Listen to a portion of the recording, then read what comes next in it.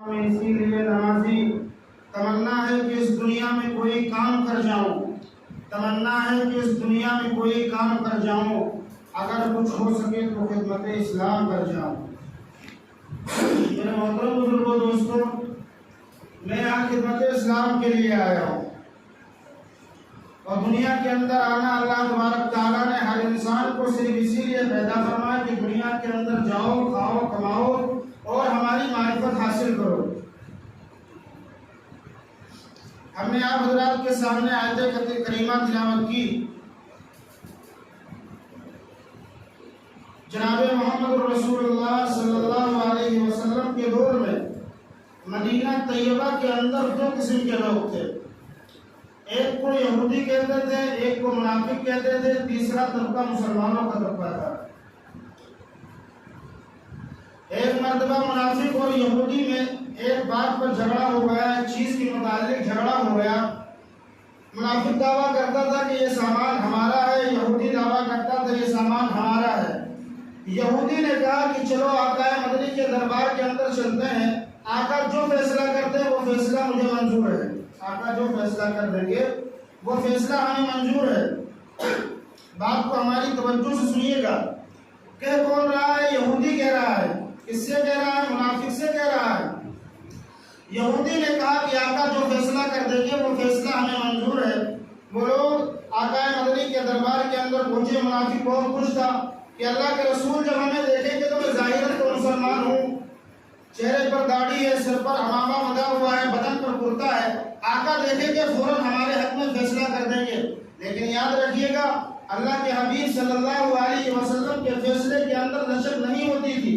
اللہ کے رسول صلی اللہ علیہ وسلم وہی کہتے تھے، چاہے بھائی سامنے کھڑا ہو، چاہے چچا سامنے کھڑا ہو، اللہ کے رسول صلی اللہ علیہ وسلم حق کو حق کہتے تھے، چاہے تختے دار پر چڑھ کر کہنا پڑے۔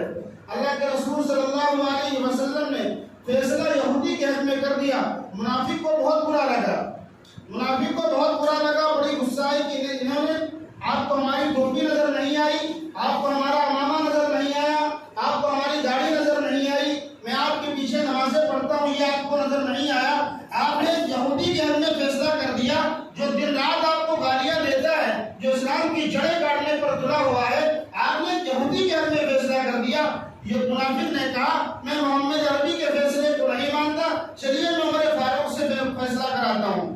چنانچہ وہ لوگ عمر فاروق کے دربار پر پہنچے، دروازہ کھٹکھٹایا، عمر فاروق باہر نکلے، بھائی کس لیے آئے ہو؟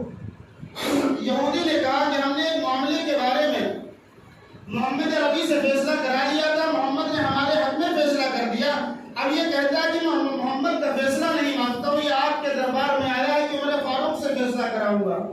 عمر نے کہا ٹھیک ہے ٹھہریے۔ عمر اندر گئے، تلوار لے کر آئی اور عمر نے اس کی گردن قلم کر دی۔ وہ عمر سے دیکھ کر شیطان بھاگتا تھا، جس کی نیکیاں آسمان کے ستاروں کے برابر ہیں۔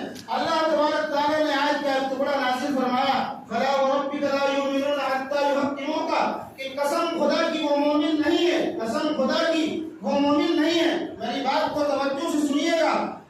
اللہ تبارک تعالیٰ فرما رہا ہے کہ قسم خدا کی وہ مومن نہیں ہے۔